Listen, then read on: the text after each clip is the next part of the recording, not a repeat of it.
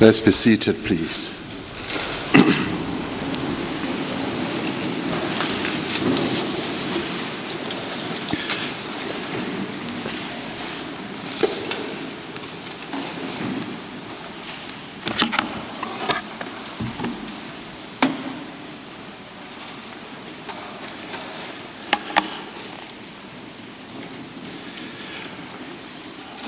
Program Director, Minister in the Presidency, Mr. Mondli Gungubele,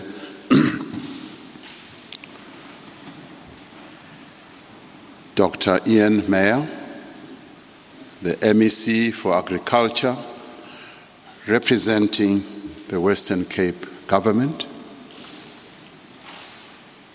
Mrs. Elita de Klerk, who has just given us a very stirring and very heartfelt tribute of the man that she loved. It was most moving, Elita. And thank you for sharing your deep love and feelings for FW. Members of the de Klerk family,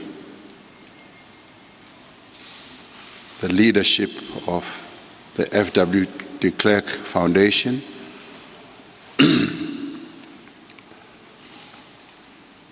ministers who are here with us and deputy ministers, Archbishop Makhoba, leaders of the clergy. I also wish to recognize in absentia Prince Mangosuthu Buthelezi, who wrote me a very kind letter to say he had wanted to be here but can't be here. So I recognize him in absentia. This is an important occasion for all of us, for all South Africans. 2 days ago, we marked 25 years since the passage of the first constitution of a democratic South Africa. With its guarantee of fundamental freedoms for all, our democratic constitution was signed into law by President Nelson Rolihlahla Mandela in Sharpeville on the 10th of December in 1996.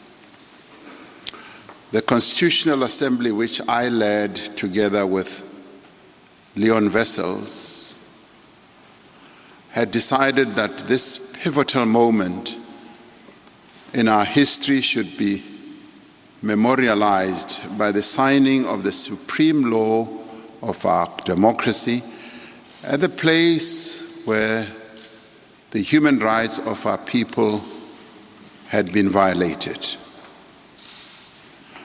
The signing of the new constitution in Sharpeville in many ways represented the restoration of the basic human rights of our people. Seated not far from President Mandela on that historic day, in the dusty streets of Sharpeville, was F.W. de Klerk, the last president of apartheid South Africa, and the man whom we are assembled here to remember.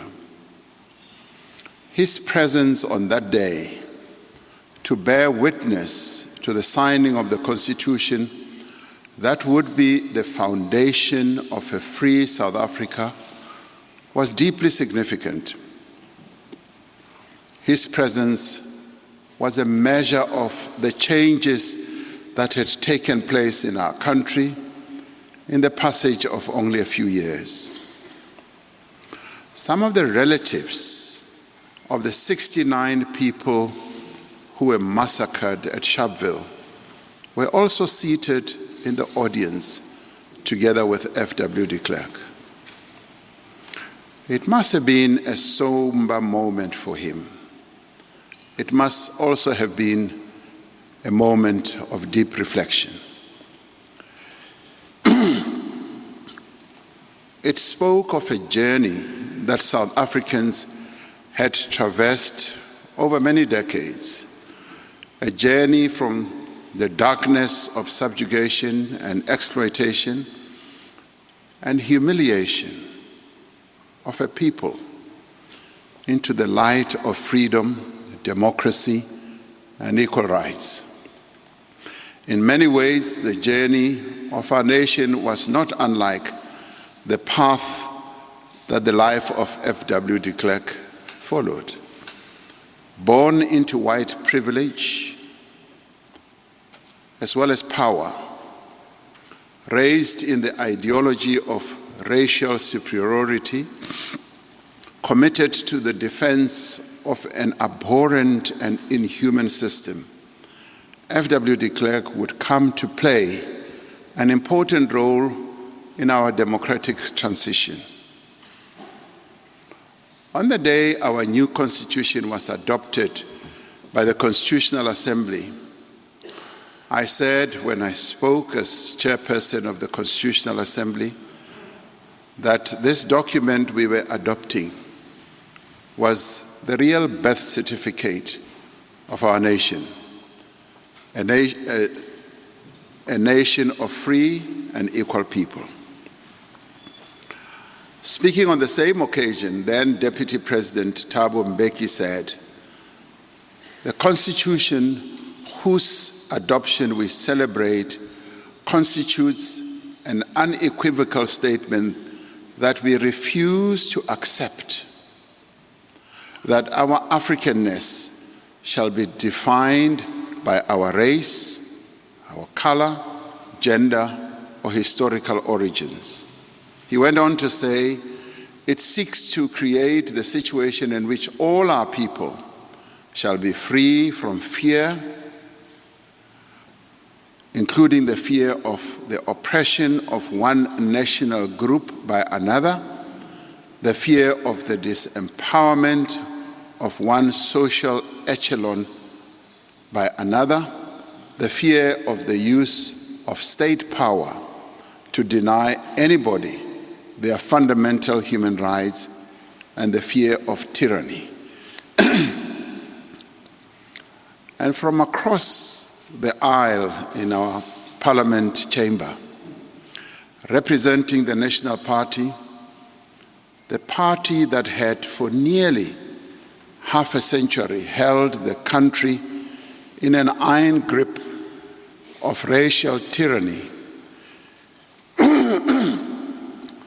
then Deputy President F.W. de Klerk said, "Ons grondwet skep die kanale waarlangs alle Suid-Afrikaners hulself op demokratiese manier kan laat geld. Dit skep instellings en mechanismes om die democratie in stand te hou, om korrupsie te beveg, om die reg van die verlede te herstel, om diskriminasie te werk, om die rechtspraak te laat geld en om ons kultuur verskillenheid te accommodeer." Now, in making this statement, a statement that stood in stark contrast to the political ideology on which F.W. de Klerk had been raised, for which he had stood, he acknowledged both his fears about change and the extent to which the new democratic constitution answered those fears. Even as he entered into negotiations, he was fearful of a number of things. Much as he spoke about universal suffrage or majority rule, it did instill a fear in him. Even as he spoke about equal rights for all, he and his party wanted minority rights, cultural rights, and the language of Afrikaans to be protected. Even as he expressed his doubts about some parts of the Constitution, he was prepared to acknowledge that it provided a foundation for a South Africa in which the rights and the freedoms of all its people would be guaranteed. The constitution-making process, our first democratic elections, the sitting of the first truly representative parliament, and the systematic dismantling of decades of racist and discriminatory laws were milestones on a difficult journey that was many years in the making. The freedom that we know today would not have been possible had it not been for the contribution of many people. Black people, white people, Indian people, colored men and women, Democrats in our country, socialists, communists, Africanists, and Afrikaner nationalists, comrades and adversaries. All of these people and the various strands played an important role in getting us where we are today. It would not have been possible without those who paid the ultimate price in the fight for freedom, those who were tortured and murdered, those who were imprisoned and exiled. The prophetic words of Solomon Kalushi Mahlangu, a young man, 21, as he was led to the gallows, when he said, "My blood will nourish the tree that will bear the fruits of freedom," will forever remain as an epitaph to the crime of apartheid.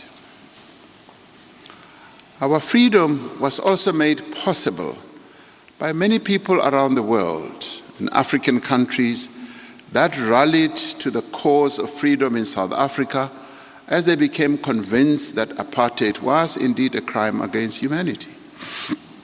Many countries on our continent helped by giving shelter and support to Oliver Reginald Tambo and many others who were driven into exile. The leaders of these countries also supported and encouraged a negotiated and peaceful transition to democracy. I've just returned from Dakar in Senegal, where in 1987, a historic meeting took place between the ANC and a delegation consisting, amongst others, Afrikaner academics, teachers, journalists, artists, business leaders, writers, and professionals. This meeting was among several pivotal events that laid the ground for the negotiations that were to follow between the ANC and F.W. de Klerk's National Party. Significantly, these talks were the inspiration for the planned establishment of the Nelson Mandela Center for Forgiveness on Gorée Island in Senegal.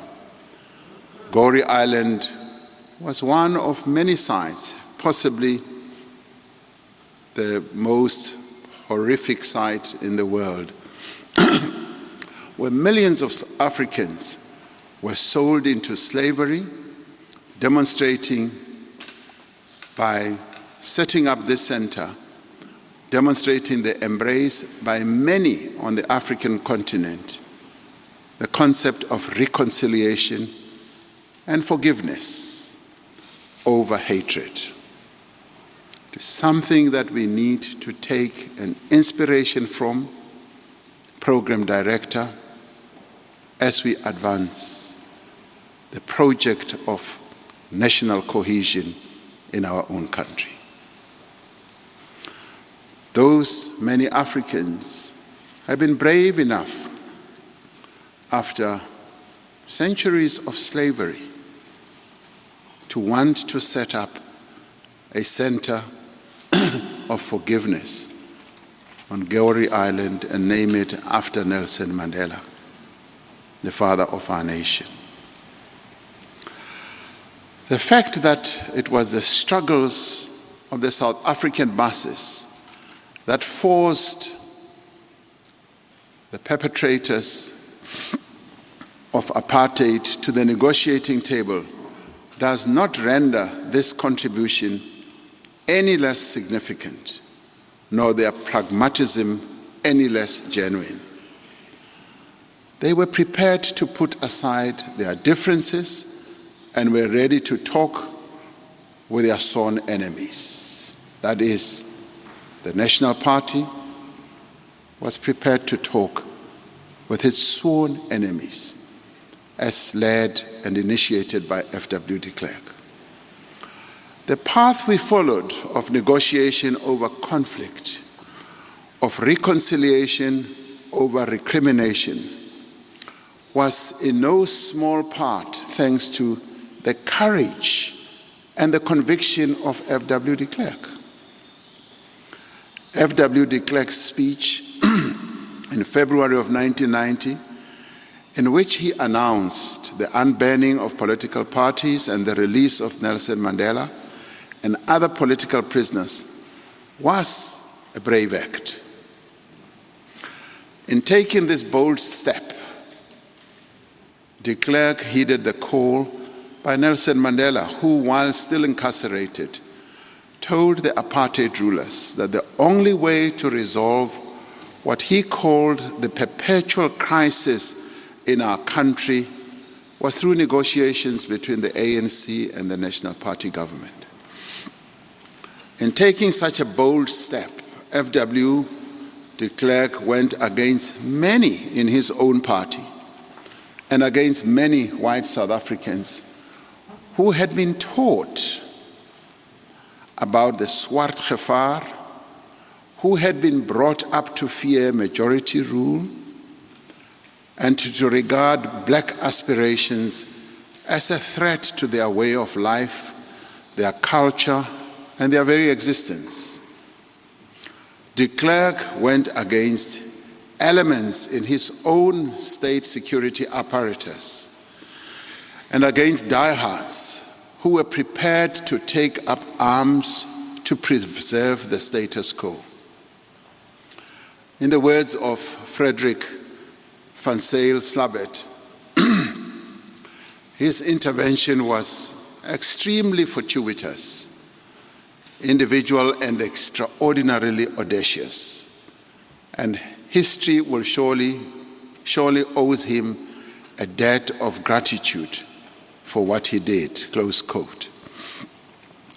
We cannot say with conviction what course our country would have taken had that speech in February of 1990 not been made. We can, however, say that the country was faced with a stark choice between a negotiated settlement and a protracted civil strife, even that could amount to a civil war, far more destructive than anything that we had ever experienced before. That was a key moment when we chose the path of peace rather than strife as South Africans. We do know that the decisions announced that day contributed to a process whose eventual outcome was a democratic, non-racial, non-sexist constitutional order. We also know that under his leadership, the National Party was deliberately steered towards a democratic constitution, and that white South Africans came to accept the inevitability of change. In many ways, the change that took place freed white South Africans as well from their own fear of majority rule and made them accept that South Africa belongs to all who live in it, as set out in the Freedom Charter. It did make them realize that the protection of minority rights that they sought was inextricably linked with the protection of the rights of all South Africans, as clearly enunciated in our Constitution. And may I add, as protected and will always be protected by our Constitutional Court. And while his predecessors had never managed to cross the Rubicon, F.W. de Klerk embarked on negotiations with the liberation movement and was brave enough to see them through to their ultimate conclusion. In his latter years, he remained a strident voice of constitutionalism and rule of law. I came to know F.W. de Klerk over many years during negotiations, first at CODESA, and then at the multi-party talks, and later in the Constitutional Assembly. As I worked with Rolf Meyer and many of his colleagues, together with my own colleagues in the ANC, as we took our instructions on their side from F.W. de Klerk and on my side from Madiba. We had moments of friendliness, but we also had our moments of disagreements. He could be affable, but he could also be very stubborn. And he was a worthy opponent, a man of great intellect who could argue his point. He could be prepared to compromise, but he could also dig in his heels. Sometimes he offered me counsel, other times I did the same, I offered him counsel. And there were times when strong words were exchanged between us. Yet even in moments of difficulty, at times when we were close to the brink, I found him to be courteous, respectful, and committed. I remember one time we were negotiating until the early hours of the morning, and Mek Maharaj and I had to go and wake up Madiba at 3 o'clock in the morning to get a mandate. He also had to give a mandate to Rolf Meyer at the same time.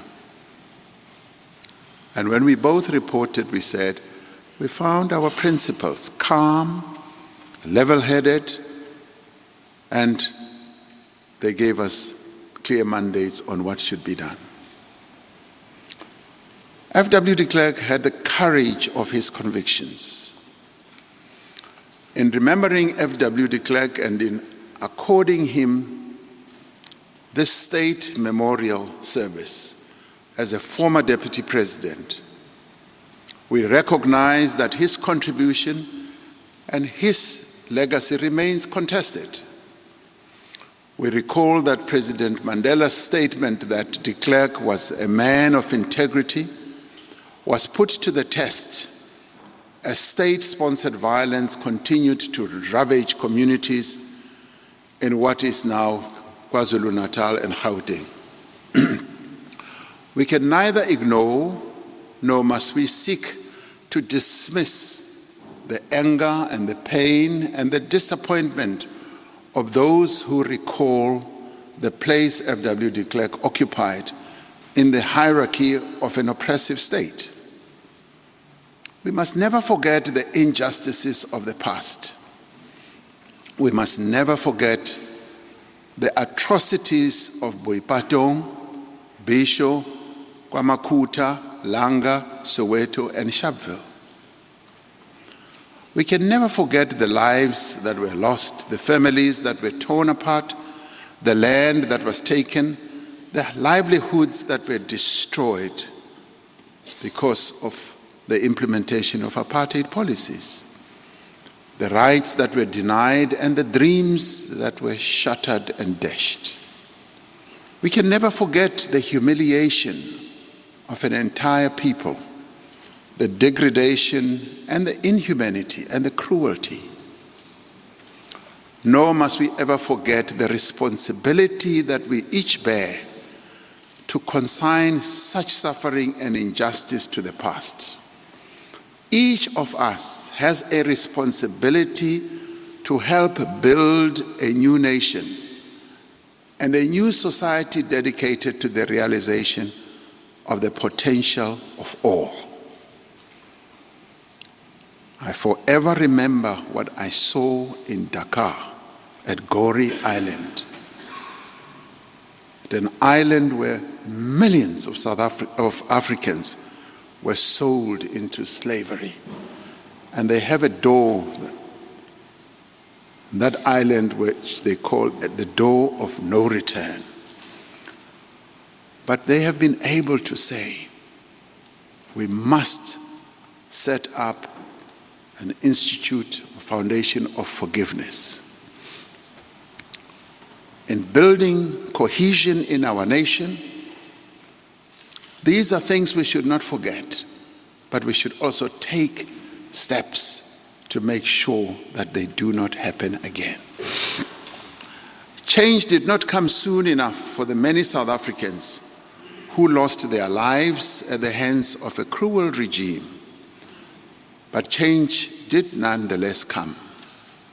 It came in the form of our Constitution, in whose shade millions of our people shelter today. As much as we cannot escape history's scrutiny, as much as the wounds of the past are still fresh in the minds of many, we should strive to give effect to the promise that we made to ourselves on that day in Sharpeville 25 years ago. Dit is die belofte wat verwaard is in die aanhef tot ons konstitusie. 'n belofte waartoe F.W. de Klerk himself sy eie party en sy stigting verband het. The preamble of our Constitution reads as follows, and it's important that we should, as South Africans, forever remember what the preamble of our Constitution says. And it says, we, the people of South Africa, recognize the injustices of our past, honor those who suffered for justice and freedom in our land, respect those who worked to build and develop our country, and believe that South Africa belongs to all who live in it, united in our diversity. We therefore, it continues, through our freely elected representatives, adopt this Constitution as the supreme law of the Republic, so as to heal the divisions of the past and establish a society based on democratic values, social justice, and fundamental human rights. Lay the foundations for a democratic and open society in which government is based on the will of the people and every citizen is equally protected by law. Improve the quality of life of all citizens and free the potential of each person, and build a united and democratic South Africa, able to take its rightful place as a sovereign state in the family of nations. We are still to reach the end of our journey towards a truly united, non-racial, non-sexist, prosperous and free society. It would not and cannot be that the task of bringing about reconciliation rests squarely on the shoulders of those who were oppressed. It is the responsibility and the duty of all of us as a nation that was given birth to when we adopted our constitution, black and white. Ending the racism that is still prevalent in our society, doing away with discrimination actively in all its forms, and building a united nation takes hard work. And it also takes acts of courage. F.W. de Klerk was a man whose life was bound up in the fortunes of our country. It was also bound up in the crises and its triumphs and lows, its complexity, its tragedies, and its contradictions. Hy het op 'n tydstip beheer gehad oor 'n onregverdige stelsel, maar hy het die moed van sy oortuiging gehad om 'n ander koers in te slaan vir sy party en vir sy mense. Vir dit sal ons hom onthou. For this we will remember F.W. To the de Klerk family, you have lost a leader, a husband. To his children, you have lost a father. And to his grandchildren, you have lost a grandfather. You've also lost a brother and a friend. To you and to his many friends and colleagues, I offer you my condolences and those of the South African government. Many wondered, why do we want to have a memorial at the state level for F.W. de Klerk? And we said we will have it because he is one person who played an important role in the evolution of our new democracy, whether we like it or not. F.W. de Klerk was born of the African soil because he was born here. And it is the African soil, to the African soil that he has now returned. And it is here, within the warm embrace of this African soil, that he shall forever remain. I'd like to call upon all of us, whether we agreed with him or not, to now release him so that he can be at peace. Thank you.